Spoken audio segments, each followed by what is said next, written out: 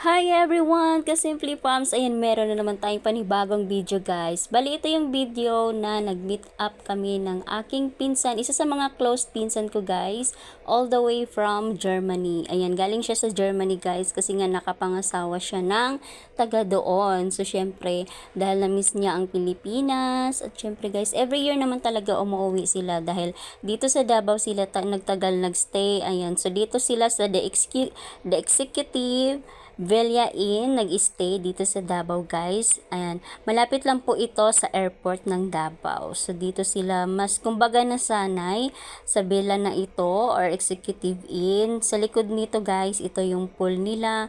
Ayan, so hindi ko lang pinakita dito yung masyado yung tawag nito pool kasi nga may naliligo. And then ayaw kasi ng parang nahihiya pa din yung husband niya kumbaga magpakita sa camera. So ayan guys, so hindi hindi na lang ako medyo nagkuha ng video sa kanila. So ayan, i-flex ko sa inyo yung kung gaano siya kaganda dito ito guys sa likuran nga sa may pool. Ayan, dito may mga nakahilirang halaman. Alam niyo naman guys, pagdating sa halaman, ako gustong gusto ko talaga yan, kaya na-appreciate ko kung gaano kaganda at kalawak ang lugar na ito. Tignan niyo naman guys, labas pa ito ha, sa likuran pa ito. Paano na lang pag nasa loob na tayo? Ito guys, maganda siya. Parang tinitrim nila.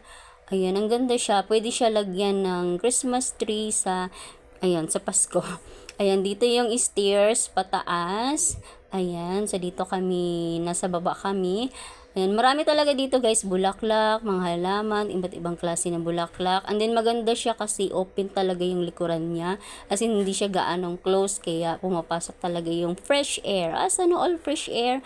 Ayan, nakaka-exciting dito na part guys, kasi nga ito yung after 1 year, hindi 1 year ha, after ilang years nagkita kami ng pinsan ko. Bali siya yung pinsan ko na, ayan, maipakita ko lang sa inyo siya mamaya ipapakita ko siya sa inyo guys kasi nga nag-swimming pa siya ng mga oras na yan. At dahil nga naligo pa sila guys, ayan, take my time muna na mag-chill muna dito, opo. Hindi ako nagdala ng pang swimming kasi nga nag-meet up lang kami nito. And then isa pa, hindi ako hilig sa swimming pool. And then isa din sa ayoko na swimming pool kasi nakakasawa din guys. Meron kasing swimming pool din doon sa tinitirahan ko kung saan ako nagtatrabaho kasi subdivision din yon. And then doon sa kumbaga tawag nito clubhouse, meron siyang swimming pool. Ayan. Minsan pag gusto namin maligo, ayan, anytime pwede naman doon. Kaya dito, hinayaan ko lang sila dito na maligo. Ayan, nagmuni-muni muna ako. Sana all nagmuni-muni. Ayan, may mga gamit sila dito sa lamesa. Kaya dito na lang muna din ako nakaupo. At medyo maulan nga naman talaga na araw na ito guys. Pero buti na lang at hindi siya lumakas. Nung pauwi na lumakas na yung ulan. Kausap ko nga pala dito guys yung pinsan ko. Ay nagchika-chika kami. Yung husband niya. Ayan, tinatanong kung kumusta na yung buhay ko. Sana all buhay. Ito nga pala guys, ang pinsan ko.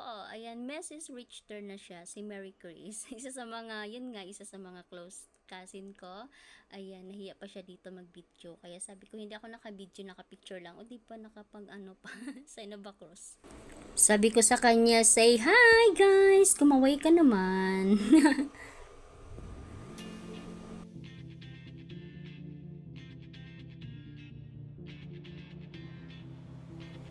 When my days end, I might just fall in love. I know the DJ and I love this song. Me and you and the night.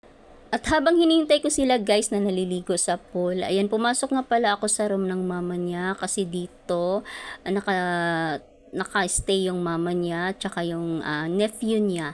So kinuha ko dito kasi hiningi ko kung ano yung password ba. So wifi. Makiki-wifi tayo kasi nga pag once nasa labas kasi ako guys, hindi ako naglo-load ng phone ko. Sayang lang din pag nauwi ako sa bahay. So may wifi doon. Kaya hindi ko siya nagagamit yung data, and din sayang din naman. So ito nga pala guys yung kanilang pa-wifi dito. Tingnan nyo guys yung pangalan ng hotel na to, The Executive Inn.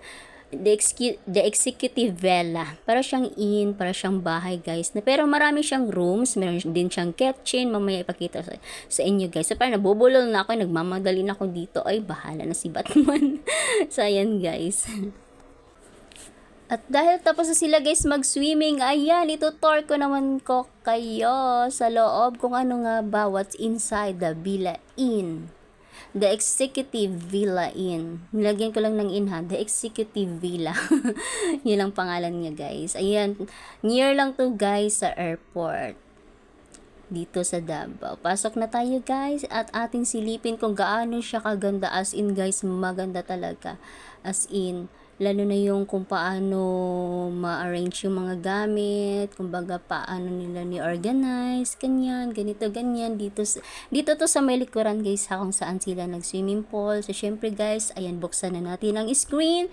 Ayan, nilagyan talaga yan ng screen guys. Tara, sabay na nating buksan at tignan. Charan! Oo, diba? Kita nyo naman guys, para tayong nakapunta or nakapasok sa Malacanang ano daw. As in guys, parang yung ano, para siyang Belia Inn, executive stayhan, para siyang ano, yung parang mga nakita natin sa palabas.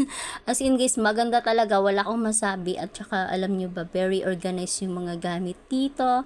Ayan, may palong table dito, very, tawag nito, may mga aesthetic, kumbaga, tignan. And then, meron ditong another sala set. Ayan, and then doon na area. Hindi lang ako lumapit guys doon sa may kusina talaga banda. And then, syempre guest tayo dito as a respect to them also para ano, para hindi sila magulat kung ano ginagawa ko sa kusina. Syempre guys, guest lang ako dito kaya ayan, tinignan ko dito. Kumbaga may makita kayong rooms guys, may mga tao dyan, mga nag-rent din, kumbaga dyan sila nag-stay din, pang ilang month, mga weeks, ganyan. Pwede din namang months kung gusto nyo magbakasyon na magstay dito para sulit. As in guys, peaceful dito, malinis, malawak, maganda, pwede sa family, magjowa, mag-asawa, lahat as in. I recommend talaga this one, the Executive Villa. Ayan, dito lang yan guys sa Davao. And nakalimutan ko talaga kung ano yung street, basta malapit lang siya sa airport ng Davao. Ayun yung kusina guys, kung nakita nyo, hindi nga ako masyadong lumapit doon kasi nga nahihiya ako. And then syempre yung mga tawag nito, mga tao dito, yung kumbaga yung mga caretaker, nagpaalam naman ako kung pwede ba mag-video dito, ganyan. Ayan, haggard piece na tayo dito. Talagang piniplex ko talaga sa inyo kasi nga ganito ako pag once na-appreciate ko yung mga bagay-bagay. Ayan, lakad-lakad ako konti dito, kunwari, may nahanap. Talagang nabubor.